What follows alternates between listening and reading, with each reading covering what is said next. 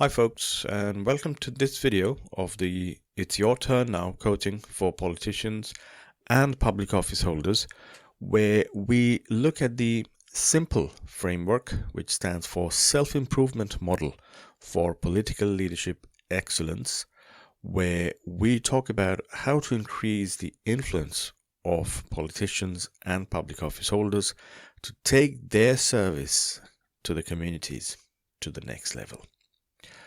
In this video, we are going to look at the first factor in this simple framework, again, which stands for self-improvement model for political leadership excellence. And we are going to look at the first factor out of 21. And today's factor that we are going to focus on is personality. So the question we have is, how is the personality of an influential politician? That's the question that we're going to look at.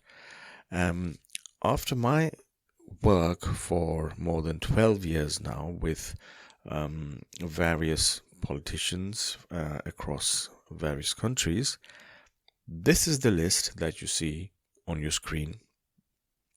Is something that I have come up with. Now, you can definitely argue that there might be some more qualities of an influential politician that should be part of the personality of that person. However, it can be argued that the list of 10 personality traits that you see on your screen pretty much covers the entire gamut of how a personality of an influential politician should be. Okay, now you can also argue that, hey, this list is actually applicable for a business leader as well, right? I think you're right.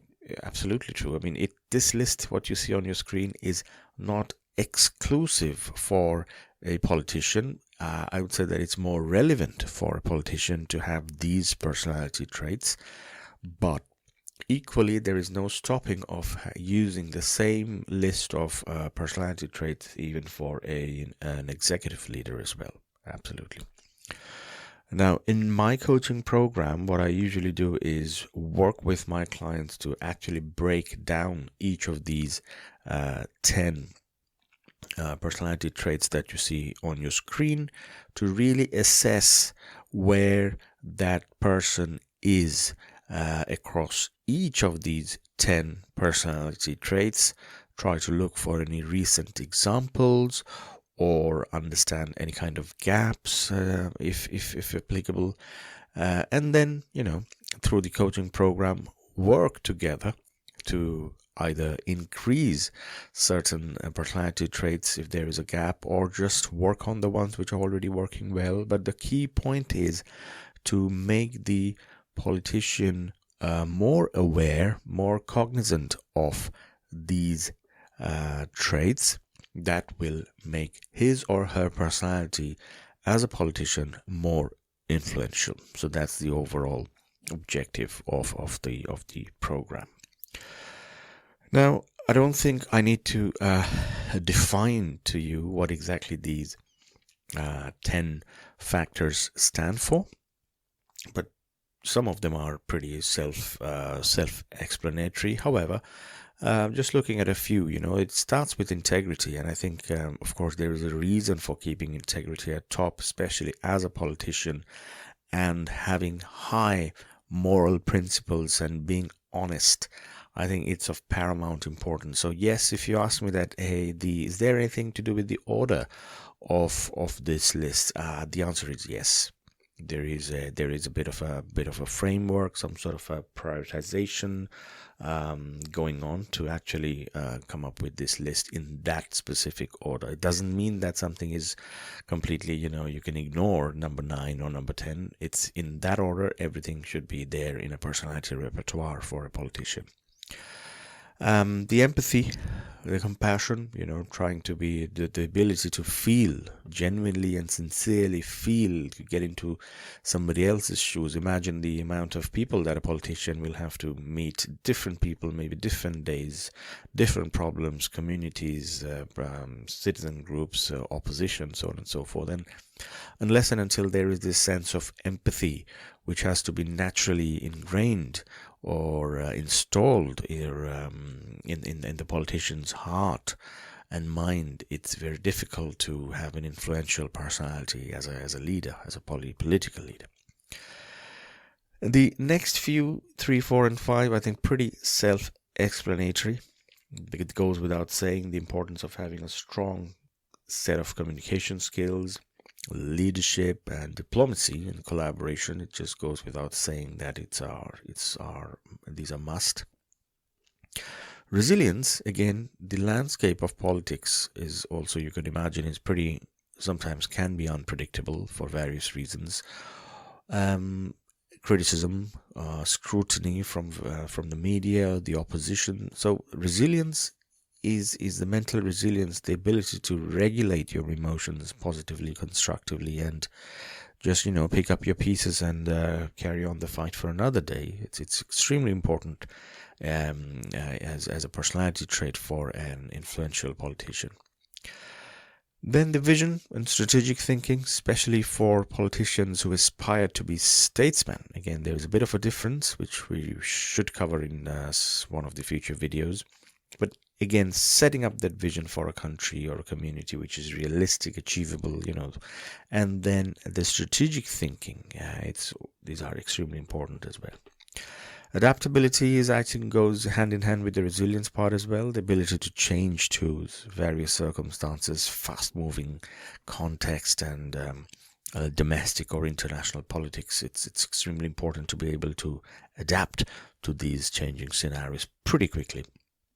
Problem solving, it again goes without saying that as a leader, as a political leader, there definitely would be, solving problems is, I think, is the main thing, right? Economic problem, security problem, food and welfare of the citizens, so on and so forth. So how best to do that? It's obviously, you can't expect possibly everything to be coming out of the mind or the brain of the politician as such, but having that attitude in the personality is the key thing. That's the key ingredient number 9 is talking about. And finally, number 10 is all about having a kind of a modest and a low kind of a view about your own importance, right? That's humility. And so doesn't matter how big or how influential you genuinely or you actually become. You might be the president or the prime minister or whatever, what have you. Having that humility, people get that. They really get that. And hand on your heart, how badly this is lacking in so many of our politicians that we see in our own countries and around the world. This quality of humility is genuinely missing. So there you go. So this is the list of the 10 personality traits that I think are essential to have for an influential politician.